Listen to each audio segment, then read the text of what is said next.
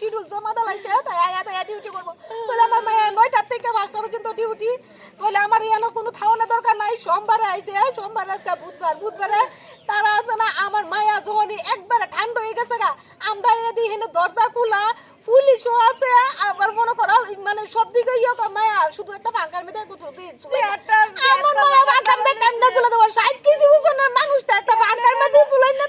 তুলে পাঙ্কার দিয়ে তুই এই মনে করো 60 টাইলে বইরা যাইবো গা এমন লাগছে তুলে বইরা যাইবো গা সাইকেলে তুলে আমার মায়া সাধারণ ভাবে তুলে এসে লাগছে আমি তো বুঝাছি না এর এটা কি করছে আমার মায়ের মনে মারলে যাবো মায়া মনে কথা না আতারে আমার মায়া তো 9টা থেকে 5টা পর্যন্ত ডিউটি তো আমার মায়ের কেরে রেখে দেয় শিডিউল মায়া দায়িত্ব কে আছে? এটা দায়িত্ব কে আছে?